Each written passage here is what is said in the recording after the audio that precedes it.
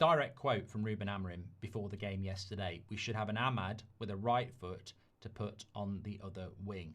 Now, this sent some people into all sorts of, conspiracy that we're going to go and sign Semenyo in the January transfer window. And maybe we are. Maybe we are. Certainly a player that could be on the move with a £65 million release clause. But I don't think that solves Man United's problem. I agree with Savage, this back five is killing us. I don't like the system at the moment. I don't mind a 3-4-3, but I can't stand the back five. It's a back five every game, and we're not utilising those wide players as wingers at all. So look, yeah, if you brought Semenyo, then he had him on the left and Ahmad on the right. It sounds like a really attacking team, but he's not played like that in the Prem. And I don't know whether we could play like that in the Prem, because if you had Semenyo and Ahmad as your wide players and Casemiro and Bruno as your midfield, you're putting a lot of defensive responsibility on three centre-backs. So I don't think we're ready for that. So I don't think Semenyo happens in January. But it's interesting that Amorim would actually come out and say he wants a right-footed Ahmad on the left-hand side, because we don't have one. And that is a hole in the team then, isn't it? We don't actually have a right-footed Ahmad who can play on the left. We don't. I was thinking about it. Is there anybody in that squad that is a right-footed Ahmad?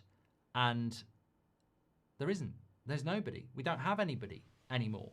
Rashford, Garnacho are former wingers that are right-footed, but they're not at the club anymore. So is that another area of the team that needs to be improved? Well, it sounds like it, but I don't think we're going to do that in January.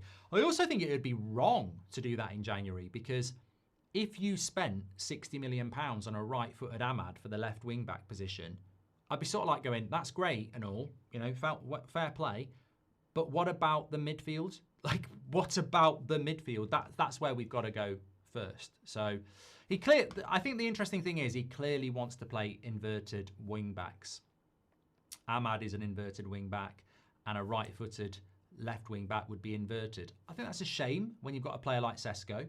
I think the best crosses we put into the box tend to come from the right-hand side from Bruno or Casemiro, who both have a good right foot. And the best crosses we tend to put in from the left tend to come from Luke Shaw or Dorgu if they're on the pitch. And Sesko certainly benefits from the natural cross, but Amorim's another one of those inverted players who likes an inverted player. So, obviously he's looking at that. Lacey's right-footed, but he's not an Ahmad yet, says Tom. No, I don't think he'd be doing that. Infamous Cam says, I would strong arm Newcastle for Hall and do the same with Porro from Spurs. We should keep Xerxes. Happy holidays, Mark. Let's win on Thursday, says Infamous Cam. How can we play good football at the present when we need about 4 new players to suit the system, says Dead. The fans were amazing yesterday, as they always are. And I'm glad you got a win with your son, because that's always a risk, taking your kid to a Man United game. You never know.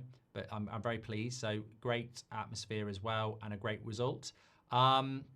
With regards to how we play good football at present when we are about 4 new players to suit the system, I think this is always going to be the divisive point, mate, because I think I did say your name, Dead7097, that this is always going to be the divisive point, because some people would agree with you and say, well, we can't play good football until he gets the right players. But then other people would say he's still got a squad of 20 and he can't play any style of football. Why does a manager need 4 more players to get the he's still got 7 players then that he should be able to get good football out of. Why does Sean Dyche get Forest playing how he wants them to play with no signings? Why did Emery get Villa winning in his style of football with no signings? So I think that's always going to be the point, isn't it? Whether we should be getting some level of football with what he's got, or whether we have to wait for certain players to start to see some good football. And that's always going to be the debate point. Seth, I did miss yours because I actually thought I'd read it before, so I'm going to go back now and read it. Judging Amorim without giving him a full squad is not fair. I back him, but at the same time, he's not showing us a future by picking those 2 in the midfield. I think it's a good point, Seth, and I think it fits in with what I said there.